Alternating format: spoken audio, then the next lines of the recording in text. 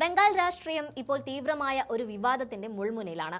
തൃണമൂൽ കോൺഗ്രസിൽ നിന്നും പുറത്താക്കപ്പെട്ട MLA ഹുമായൂൺ കബീർ മുർഷിദാബാദിൽ പുതിയ ബാബറി മസ്ജിദിന് തറക്കല്ലിട്ട സംഭവവും അതിനോട് ചേർന്ന് മമതാ ബാനർജി അദ്ദേഹത്തെ പുറത്താക്കിയ നടപടിയും വലിയ ചർച്ചയായി മാറിയിരിക്കുന്നു. ഡിസംബർ 6 ബാബറി മസ്ജിദ് തകർക്കപ്പെട്ട ദിവസത്തിന്റെ ഓർമ്മ പുതുക്കലാണ്. ഈ ദിവസത്തിന്റെ പ്രാധാന്യം കണക്കിലെടുത്താണ് ഹുമായൂൺ കബീർ ബംഗാളിൽ ബാബറി മസ്ജിദ് പുനർനിർമ്മിക്കുമെന്ന പ്രസ്താവനയുമായി രംഗത്തെത്തിയത്. എന്നാൽ ഈ പ്രസ്താവന വന്ന ഉടൻ തന്നെ രാഷ്ട്രീയ എതിരാളികൾ ഇത് ഏറ്റുപിടിക്കുകയും ഹിന്ദു ഖത്തരെ മേംഹെ പോലുള്ള പ്രചാരണങ്ങൾ ആരംഭിക്കുകയും ചെയ്തു. ഇതിനെല്ലാം പിന്നാലെയാണ് എല്ലാവരെയും ഞെട്ടിച്ചുകൊണ്ട് തൃണമൂൽ കോൺഗ്രസ് അധ്യക്ഷ മമതാ ബാനർജി ഹുമായൂൺ കബീറിനെ പാർട്ടിയിൽ നിന്ന് പുറത്താക്കിയത്. മമതാ ബാനർജി മുസ്ലിം വിരുദ്ധ നിലപാട് സ്വീകരിക്കുന്നു എന്ന് ചിലർ പ്രചാരണം ആരംഭിച്ചെങ്കിലും രാഷ്ട്രീയ നിരീക്ഷകരുടെ വിലയിരുത്തൽ ഇതിൽ നിന്നും തികച്ചും വ്യത്യസ്തമാണ്. ഹുമായൂൺ കബീർ BJPയുടെ സ്ലീപ്പർ സെല്ലാണെന്നും തൃണമൂൽ കോൺഗ്രസിനെ തകർക്കാനുള്ള നീക്കങ്ങൾ ഇദ്ദേഹം നടത്തുന്നുണ്ട് എന്നും മനസ്സിലാക്കിയാണ് മമതാ ദീദി ഈ നിർണായകമായ നടപടി എടുത്തതെന്നാണ് വിലയിരുത്തൽ. ബംഗാളിൽ മുസ്ലിം വോട്ടുകൾ ഭിന്നിപ്പിക്കാനുള്ള BJPയുടെ തന്ത്രമാണ് കബീർ നടപ്പിലാക്കാൻ ശ്രമിക്കുന്നത്. ഹുമായൂൺ കബീറിന്റെ രാഷ്ട്രീയ ചരിത്രം പരിശോധിച്ചാൽ ഈ വിലയിരുത്തലിന് ബലം ലഭിക്കുന്നുണ്ട്. ഇത് ആദ്യമായിട്ടല്ല ഇദ്ദേഹം TMCയിൽ നിന്ന് പുറത്താക്കപ്പെടുന്നത്. പാർട്ടി വിരുദ്ധ പ്രവർത്തനങ്ങൾക്ക് 2018 അദ്ദേഹം പുറത്താക്കപ്പെട്ടിരുന്നു. അന്ന് താനൊരു മുസൽമാനായിരിക്കെ എങ്ങനെ BJPക്ക് വേണ്ടി പ്രവർത്തിക്കും എന്ന് വികാരപരമായി ചോദിച്ച കബീർ 2019 ലോക്സഭാ തെരഞ്ഞെടുപ്പിൽ BJP സ്ഥാനാർത്ഥിയായി മുർഷിദാബാദിൽ മത്സരിച്ച് പരാജയപ്പെട്ടു.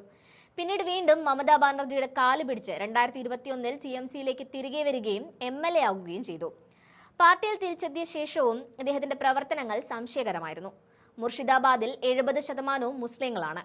അതിനാൽ ഇവിടെ ഹിന്ദുക്കളുടെ കളി നടക്കില്ല എന്ന പ്രസ്താവന ഇദ്ദേഹം നടത്തി. ഇത് BJP നേതാവായ സുവേന്ദു അധികാരിക്ക് ഹിന്ദു ഖത്തരെ മേംഹെ എന്ന പ്രചാരണം നടത്താൻ അവസരം നൽകി. അതുപോലെ BJPക്കാരെ ഭാഗീരഥി നദിയിൽ ഒഴുക്കാൻ സാധിക്കുമെന്ന വിവാദ പ്രസ്താവനയും ഇദ്ദേഹം നടത്തി. ഈ പ്രസ്താവനകളെല്ലാം മുസ്ലിം ഹിന്ദു വോട്ടുകൾ ധ്രുവീകരിക്കാനും ബംഗാളിൽ വർഗീയ ധ്രുവീകരണം ഉണ്ടാക്കാനും ലക്ഷ്യമിട്ടുള്ളതായിരുന്നു. കൂടാതെ മമതാ ബാനർജിയുടെ മരുമകൻ അഭിഷേക് ബാനർജിക്ക് ആഭ്യന്തര വകുപ്പ് വിട്ടുകൊടുക്കണമെന്ന് ആവശ്യപ്പെട്ടുകൊണ്ട് പാർട്ടിക്കുള്ളിൽ പിളർപ്പുണ്ടാക്കാനും ഇദ്ദേഹം ശ്രമിച്ചിരുന്നു. ഹുമായൂൺ കബീർ ചെയ്യുന്ന ഓരോ കാര്യങ്ങളും BJPക്ക് രാഷ്ട്രീയമായ ലാഭം ഉണ്ടാക്കി കൊടുക്കുന്നു എന്ന് മനസ്സിലാക്കിയാണ് മമതാ ബാനർജി വരാനിരിക്കുന്ന ലോക്സഭാ തെരഞ്ഞെടുപ്പിന് മുൻപ് തന്നെ ഈ സ്ലീപ്പർ സെല്ലിനെ പുറത്താക്കിയത്. പാർട്ടിക്കുള്ളിലെ വിഷവിത്തുകളെ പറിച്ചു മാറ്റാനുള്ള മമതയുടെ കുശാഗ്ര ബുദ്ധിയായാണ് രാഷ്ട്രീയ നിരീക്ഷകർ ഈ നീക്കത്തെ കാണുന്നത്.